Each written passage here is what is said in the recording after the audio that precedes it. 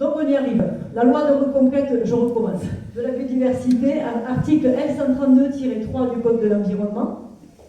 C'est un contrat notarié qui est volontaire. Ça veut dire que c'est le propriétaire ou la commune qui décide de protéger son espace. Ça peut être 5 mètres carrés, comme ça peut être une forêt entière.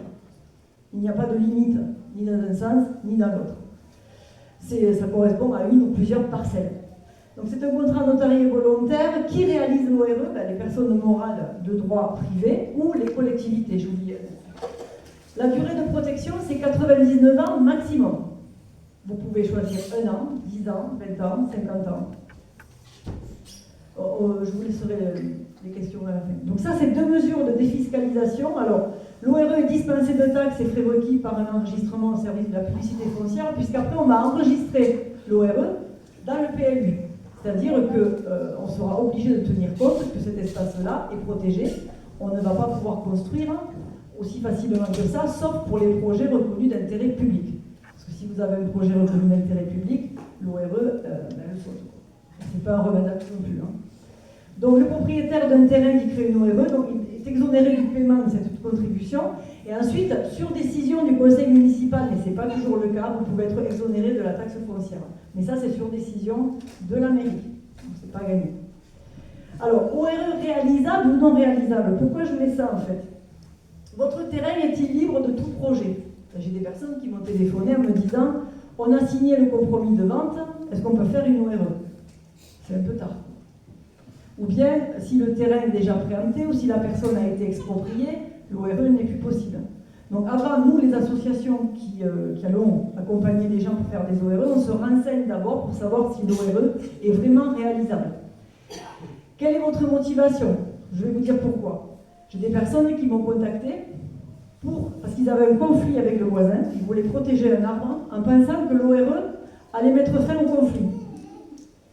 Donc là, j'ai été très claire, parce que moi, je suis très claire avec les gens. Je dis en fait, ça ne mettra pas forcément fin au conflit, votre arbre sera protégé, et la personne ne m'a pas rappelé. Donc en fait, il faut vraiment s'intéresser sur la motivation. Est-ce que la personne aime vraiment l'endroit qu'elle veut protéger, elle le fait pour ça, ou bien est-ce que derrière, il y a d'autres raisons? C'est important de se poser toutes ces questions-là. Je parle surtout pour les associations qui voudront se lancer dans les ORE, pour ne pas perdre le temps. D'accord? Pour savoir, parce que c'est du travail. Est-ce que toute la famille est d'accord? Donc pourquoi je dis ça en fait? Parce que les gens qui vont faire une ORE, ils ont des enfants, ou des petits-enfants, où il y a l'époux, où il y a l'épouse. Est-ce que tout le monde est d'accord? Parce que ça peut être une personne dans la famille qui a envie de faire une ORE. Une personne m'a aussi téléphoné en me disant je voudrais protéger mon terrain, mais mes frères ne sont pas d'accord. Je dis alors c'est comme les héritages. Vous ne pouvez pas faire une ORE si vos frères ne sont pas d'accord. Donc vraiment, c'est bien s'assurer, si vous voulez vous lancer dans ça, que tout le monde, vous faites une réunion familiale. L'association peut venir sensibiliser aussi votre famille. C'est ce que j'ai fait aussi avec la famille Alfanjo. N'hésitez pas à leur demander. Et là, si tout ça c'est oui, la motivation c'est j'aime l'endroit que je vais protéger et toute la famille est d'accord, allons-y. Alors, on a besoin de compétences pour faire des ORE. Le notaire, alors les collectivités peuvent se passer du notaire, mais les propriétaires privés, non. On a besoin d'un notaire et on manque de notaires. Je lance un appel.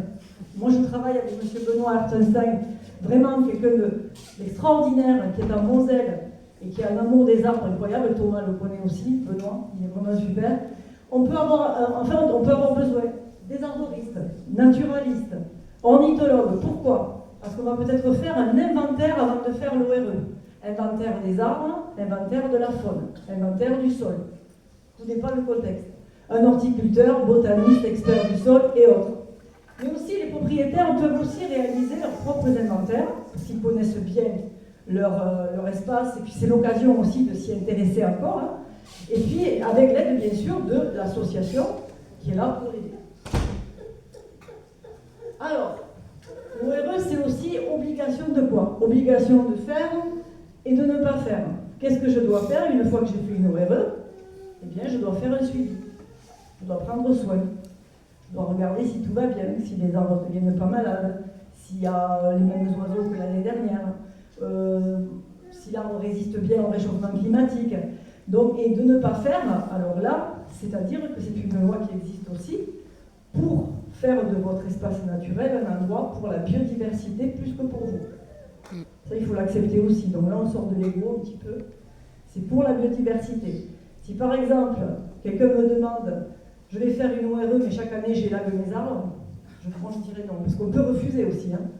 Si on voit effectivement que le propriétaire n'a pas respecté les conditions inscrites au contrat, mais on peut annuler l'ORE. L'ORE peut prendre fin. Donc c'est obligation de faire et de ne pas faire. Après, je vous donnerai des sources pour aller chercher sur Internet pour davantage vous documenter. Là, c'est sommaire. Hein.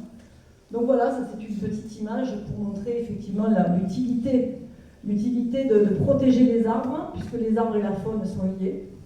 Voilà. Ouais, mais le moustique, il est de trop. Pour protéger les chauves-souris, on débarrasse les moustiques, et qu'il y a aussi le droit de vivre, donc tous ces animaux qui disparaissent parce qu'on abat des arbres, ou on les élague. Donc aussi la biodiversité disparaît à cause de la maltraitance ou de leurs habitats, puisqu'on parle d'habitat. Alors, est-ce que mes arbres sont protégés de tout abattage? Alors, je ne vais pas vous dire, c'est merveilleux, c'est le remède à tout, vos arbres sont protégés à 100%. Non. Si on doit faire une autoroute, et si c'est reconnu d'intérêt public, eh bien l'ORE ne tient pas. Et on doit faire un lycée, un projet d'État, voilà, à ce moment-là, vous ne pouvez rien faire. Vous pouvez demander la compensation, mais enfin, ça c'est un autre sujet. Mais hélas, ça ne protège pas de ça. Mais ceci dit, il n'y a pas que des projets reconnus d'intérêt public.